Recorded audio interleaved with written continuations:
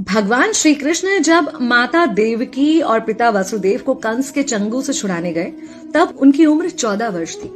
उनकी माता ने उनसे पूछा कि बेटा तुम तो भगवान हो, तो तुम हमें पहले ही कंस के चंगुल से छुड़ा सकते थे, इतनी देर क्यों कर दी?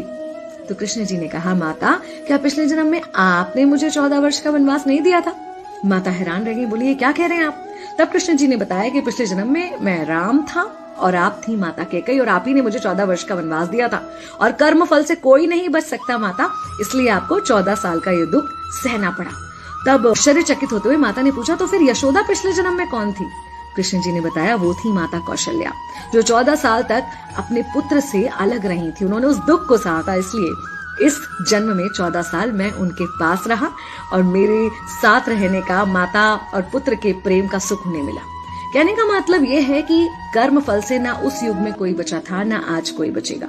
खुद भगवान भी कर्म फल से नहीं बच सकते, इसलिए अपने हर एक कर्म को बहुत सोच समझ कर कीजिए, क्योंकि जिसके भी खिलाफ आप कुछ गलत कर रहे हैं, उससे आपकी शत्रुता कुछ समय या शायद एक जन्म की है, लेकिन उसके साथ कुछ गलत करके आप अपने कई जन्म बिगाड़ सकते हैं।